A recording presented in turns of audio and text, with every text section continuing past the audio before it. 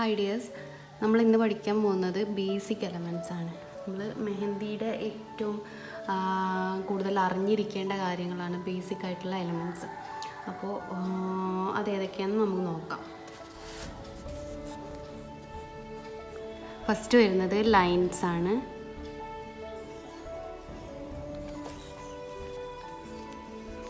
ലൈൻസിൽ ആദ്യം വരുന്നത് thin line. Thin line എങ്ങനെയാണ് വരയ്ക്കുന്നതെന്ന് നോക്കാം. നമ്മൾ കോമൺ ആയിട്ട് വരയ്ക്കാം. ഇതാ ഇങ്ങനെ വരച്ച് കൊണ്ടുപോവാണ് ചെയ്യുക. ഇത് തെറ്റാണ്.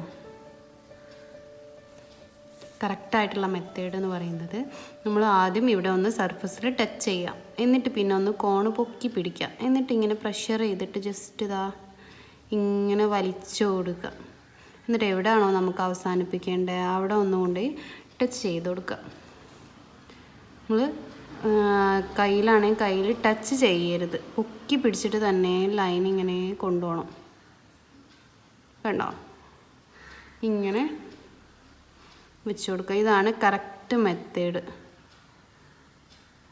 അപ്പം നമുക്ക് ഒരേ ഡിസ്റ്റൻസിൽ ഒരേ ഗ്യാപ്പിലൊക്കെ ഇങ്ങനെ വരയ്ക്കാൻ വേണ്ടിയിട്ട് ഈസി ആയിട്ട് വരും. നമ്മൾ അടുപ്പിച്ച് വരയ്ക്കുമ്പം, അതായത് ടച്ച് ഇതേപോലെ വരയ്ക്കുമ്പോൾ നമുക്ക് ഇത്ര നീറ്റായിട്ട് ലൈൻസ് കിട്ടില്ല. ഏറ്റവും നീറ്റായിട്ട് കിട്ടുക ഈ ഒരു രീതിയിൽ ചെയ്താൽ. അപ്പോൾ എല്ലാവരും ഇങ്ങനെ തന്നെ പ്രാക്ടീസ് ചെയ്തിട്ട് പഠിക്കാം. എന്നത് തിക്ക് ലൈനാണ്.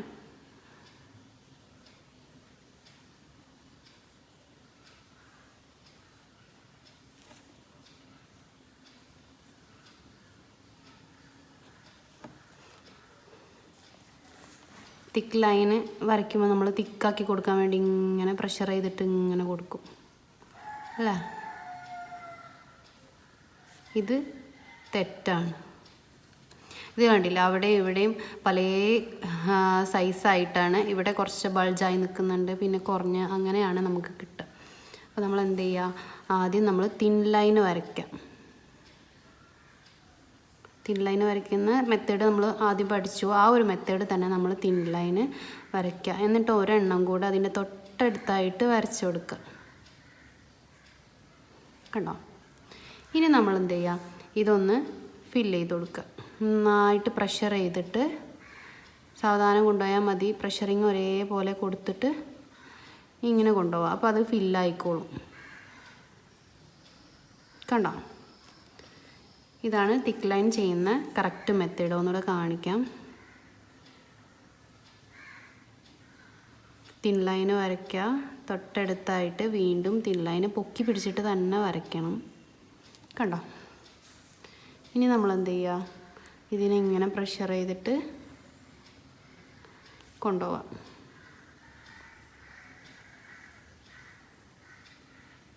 അപ്പോഴാണ് നമുക്ക് കറക്റ്റ് തിക്ക് ലൈന് നല്ല നീറ്റായിട്ട് കിട്ടുക. കണ്ടില്ലേ. അപ്പോൾ ഇതാണ് ശരിയായിട്ടുള്ള രീതി. നെക്സ്റ്റ് വരുന്നത് വേർട്ടിക്കൽ ലൈനാണ്.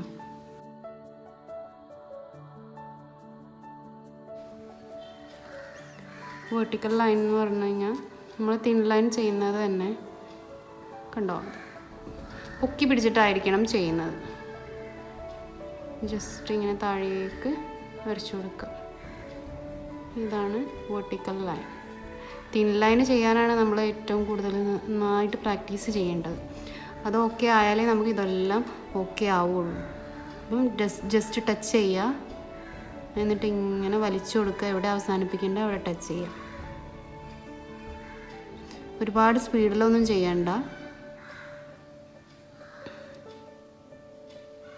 ഈ ഒരു രീതിയിൽ തന്നെ ചെയ്യാം കേട്ടോ. Next slanting line.